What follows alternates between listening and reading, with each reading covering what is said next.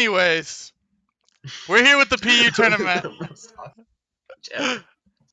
We're here with the PU tournament. I'm here with my man Legiro. What's poppin'? And I got Floatzel and Monferno on this first page. Double elimination tournament. I'm pretty excited. It's a good day to be a Pokemon fan.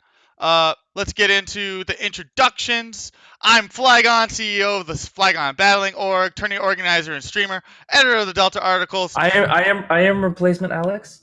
Hi. I've never won a Pokemon tournament ever.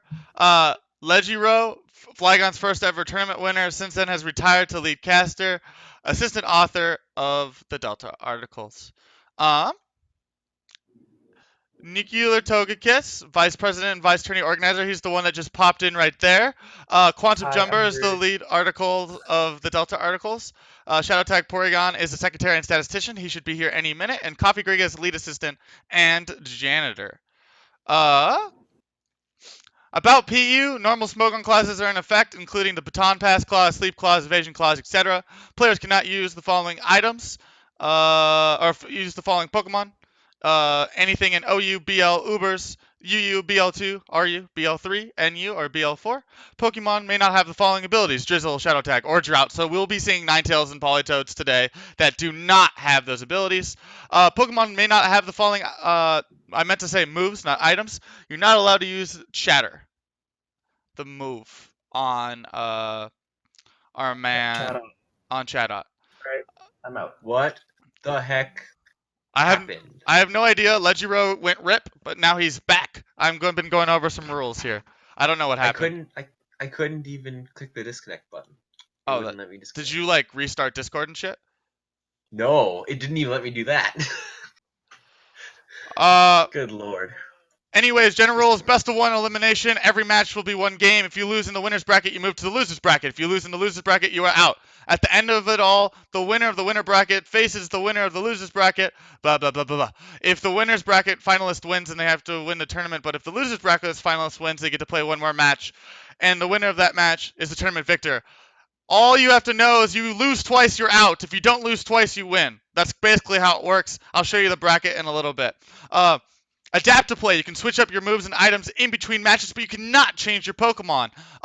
This tournament's open book, so feel free to use any commands, damage calculators, Bulbapedia, but do not take 8 years. I will slap you. I will DCs, slap you too. if you disconnect in the middle of a game, you may restart if it is before turn 6. Otherwise, it's a loss. Do not exploit this rule, and I need photo evidence. So take a snapshot of your screen if this does happen. It will say, like, you have disconnected.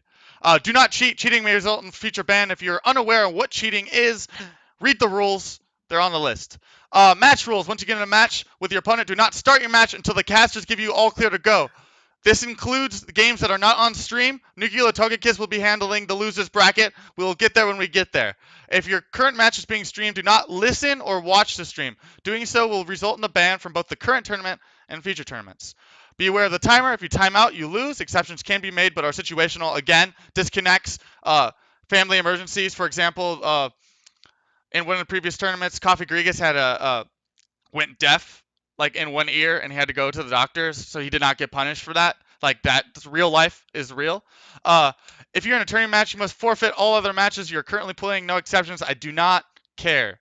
If you show up for your match, you will forfeit the match. We are not waiting for you. What is Phlygone Championship Series? It's a series of 14 individual tournaments hosted by myself all year round. Each season of PCS lasts for exactly 1 year, starting on February 1st and ending on the same date each year. During each tournament, entrants receive PCS points for participating. Those who reach top cut and or win the tournament will receive a significantly higher amount of PCS points. Those who drop midway through without permission from staff, again, barring family emergencies, will lose PCS points. Each tournament is worth a different amount of points, so the bigger the tournament, the more PCS points you can earn. At the end of each season, those with the most points will win cool prizes and awards. You can check those out on the site. You can also spend your points for other prizes as well. For the full description, type !network into chat. Go to Turning Tournaments and hits info. Speaking of PCS, I know Muvi was asking a question about when the tournaments are. We are currently at PU on this list. We have done OU, RU, Monotype, and UU already. We're doing PU today. We have starting right now, you can register for the OU tournament. It is on April 29th at 5 p.m. That is a Friday. That's 5 p.m. Pacific, 7 p.m. Central. You can register that for that right now. I can show you how to do that after the tournament. Also, if you know how to register for tournaments, you can go ahead and do that ASAP. We have PSL, which is a draft league over the summer. Then we have a couple more tournaments in the fall split, including the Ubers tournament that people are excited about. Then we have Phlygone Winter League, which is another draft league, but it's a little shorter because it's over winter break instead of summer break. So I'm pretty excited about it. Anyways, speaking of the Phlygone Championship Series, these are the current standings. Jin Axel is holding solid first place. Nikio Togakis is trying to steam up in second. All of the Elite Four and the Champion are playing today, so I'm really excited about. We finally are getting a tournament where all the best players are here, except for Profrog and Shadow Tag and some other people, but most of the best players are here. Anyways, I've been talking for a while. We're going to get into the team analysis for the teams today. We have 14 players today. The first one I'm going to talk about is X June Pai. He's new blood. I really like his team. I think that Golem is really good in PU, and it's going to be a really strong league. I don't know. There's a little overlap with Bastiodon, so I don't know why he's using both. Biertik is really good, and so is Bayham, and no one else is using it. I'm very impressed with his team in that respect. We'll see how his opponents deal with it, but that is probably his key to victory. You want to talk about Deku, dude? Yeah, his team looks fun. He's got Luxray plus Walwyn, which is really fun, and he's got Wormadam. I believe that's the ground version. I think so. Yeah, Wormadam Sandy. Yeah, that's I figured as much. Plus Dusclops, which is a pretty nice bulky core between those two, and Bastiodon. Interestingly enough, he does have a Kricketune, which I kind of wonder what he's going to do with that. Maybe I honestly don't know. Personally, I'm not a big fan of Kricketune, but maybe he will surprise me. It does get sticky web, so that is the one redeeming quality of it. It also runs an Endeavor Focus Ash set. Poke Snorlax, I do like his team this time. He's got a couple Pokemon that can come out and sweep, including Servine, Swoobat, Mighty Ina. I don't know. That could be a Belly Drum Magmar. Otherwise, Magmar is just a really good switch in. But Net, I'm not really sold on, but Luminion's a good defogger. Overall, I think his team has actually a solid chance. It's probably his best chance to make top cut so far. Animal Beast or Ivan, you got that for me? Yeah, I got it. He's running actually a pretty fat core with Regice, Audino, and Gorgeist sitting on his team. Pretty fat. He's got Altaria, which is fun. But his threats are gonna be Monferno for sure, and yeah, Monferno and Altaria are probably the biggest threats on his team. But other than that, he's got a pretty bulky core.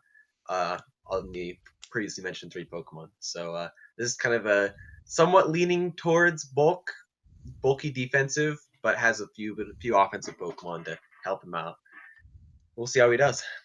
It's Jamrock. I really like this team. Hopefully this is his chance to do well. He talks a lot of shit, but hasn't made top cut yet in this split. He's got a Floatzel and a Monferno, and that's really all I have to say about that. Those Pokemon are super versatile, super good, can run special or physical, and are both extremely fast. And Monferno does get priority. Both of them actually technically get priority with Floatzel getting Aqua Jet. Ursing is very versatile as well, and so is Raichu. So his opponents are going to have a lot of hard time trying to figure out what is he actually running. He can prep his team accordingly. I think this team is very solid. We'll see where it goes from here. T. Richmond. I was actually going to say Genrock's team is pretty much like mono orange. Maybe it's just me being colorblind, but that's how I see it. Anyway, T. Richmond, bring in Rampardos, that monster. This thing hits like a truck. Probably one of my favorite PU mons. He's got Armaldo for spin, and Rapidash for extra damage. Rapidash plus Rampardos is just 2 very strong Pokemon.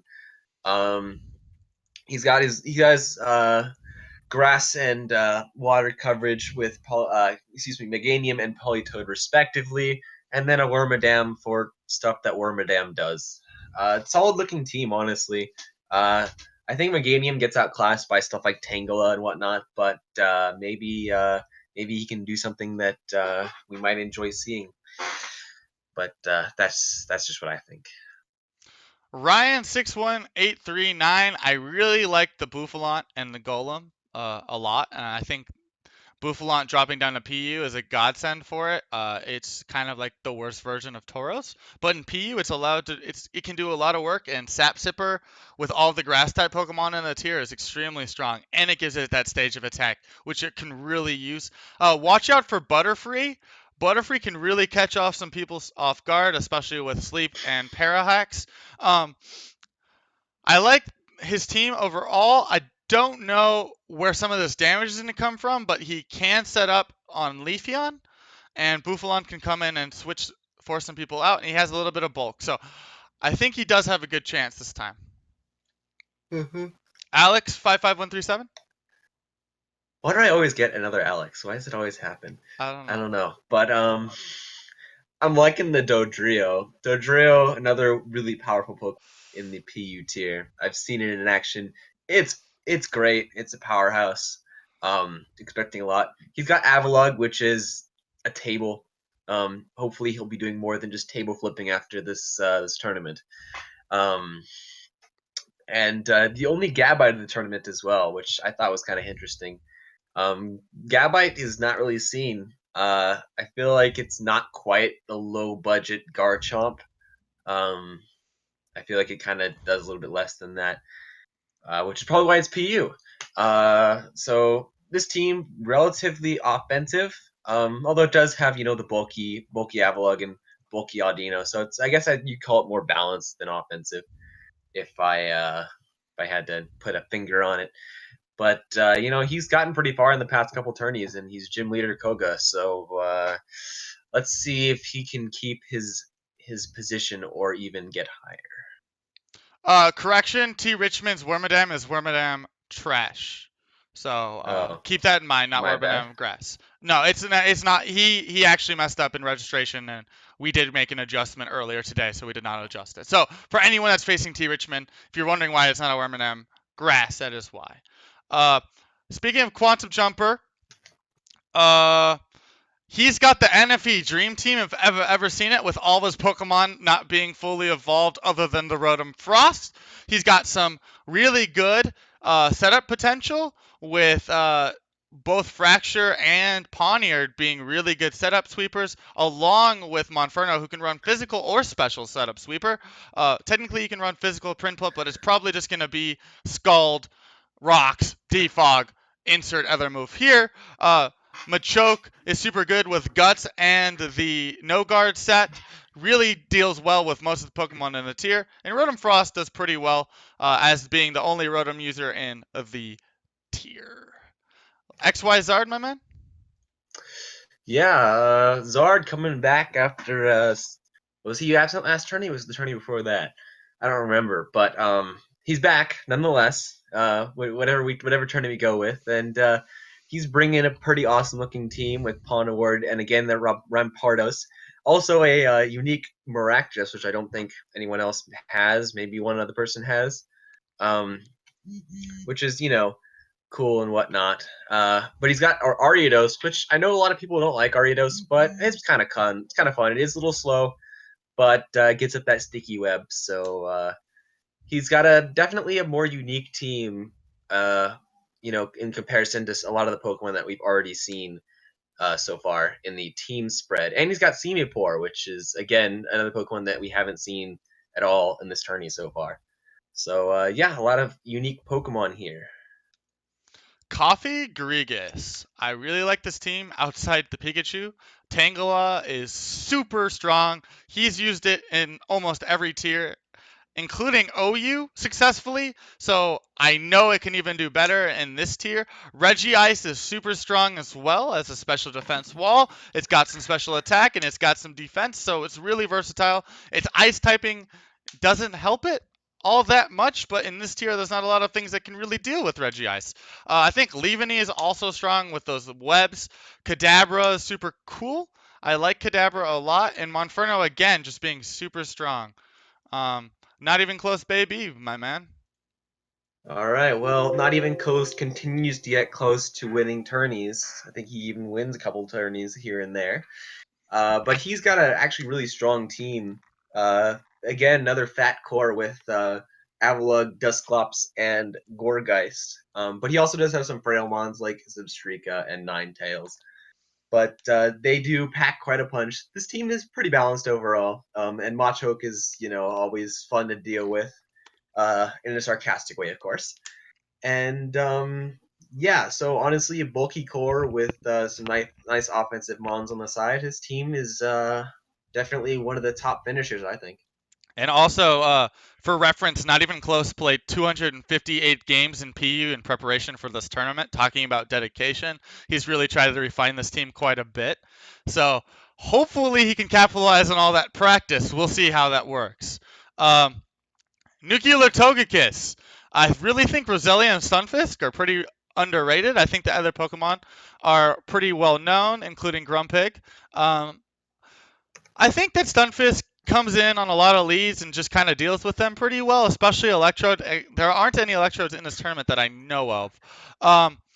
But it can set up rocks. It's got unique typing. Roselia is also really cool. It can do spikes, toxic spikes. It's got some bulk. It's got a good offensive typing. We know everything that you need to know about Machoke and Floatzel, so he does have a good chance to make some more ground here. Lastly, our man Jin Axel. Jin Axel, the one, the man, the myth, the legend, the favorite to win the tournament. And his team definitely proves it that he's got what it takes. Well, at least what we see on paper. He's gotta make sure that we don't get disappointed now, do we? He's got Fracture, which we've mentioned, Floatzel, which we've mentioned, Monferno, which we've mentioned. They're all great Pokemon and very strong offensives. This is a very hyper offensive team, with Gourgeist being really the only big tank. Mime can be at times bulky if you put some screens up, but I think it's run more offensive in most cases. So I foresee that to be a big factor. And of course, Pond Award, as always, is probably either a good rock setter or just an overall offensive threat. A very hyper offensive team with some bulk just to take hits here and there.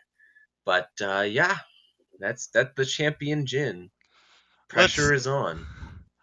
Let's talk about some of the Pokemon that are being used today. We got 5 Monfernos and 4 Floatzels, very indicative of how strong they are in the tier. So we'll see how players can deal with them today. Experience heavy, we got 12 returners, 2 new blood. We also see a lot of NFE, a lot of Pokemon in the PU tier. It's not really indicative of what PU really is. A lot of Pokemon in PU are still bad in PU, which is really sad. So there's things that are in PU that are still not used in PU. So that doesn't really tell you all that much. But I think the existence of the Volbees, Pawniards, Gourgeist, Avalugg, we're seeing a lot of these Pokemon over and over again. They're pretty strong. We'll see what happens today as the tournament plays out. Speaking of tournament picks, both Ledgero and I think Jin is the clear winner today as the PU master. I think it's Jamrock takes second, XYZ third, Coffee fourth, not even close, baby, fifth, and Nuclear Shitakis getting sixth. Legiro, on the other hand, Jin Axel again, Coffee Grigas with the second place, XYZ a third. Not even close, baby. Fourth, practice makes perfect, man. It's Jamrock with fifth, and Nuclear Togekiss again with sixth place. Staff tournament picks. Don't look at the quantum picks. They are not updated. He did not update them. SMH. Nuclear Togekiss. You can kind of see who the winners are here. None of the staff are picking Jin, which is really interesting. Otherwise, very interesting. We got Animal Beast here, getting sixth. Ryan, Alex. So some interesting picks here. And other than that, that's the end of the PowerPoint. Thank you for hanging with us. I know a lot of you guys are like, Where's the action, Austin? I'm like, the tournament starts at 2. We do this so we can get people to roll in. Some people really like the PowerPoints. I'll put the PowerPoint up on YouTube after, and we'll have everything else if you are interested to see how our picks played out today. Going to the bracket, the first game that we have today is Ryan versus T Richmond, followed by Deku Dude at Quantum or the Animal Beast. I believe Alex is coming back from work, so hopefully he'll be back from work for the third match of the day. And then we have the exquisite first round match, Tanuki Otogakis versus Jin Axel. Second place versus first place. Winner has a really good chance to make it pretty far. Loser has to go through the shithole to get back up. Quantum versus Jamrock, which is also a really interesting matchup. And then XYZ versus the new guy, X Junipic, will be interesting to see what happens there. Other than that, let's get over to Showdown and see maybe we can start a little early. Do you guys think we can do that? Do you guys think we can start a little early? Is that not a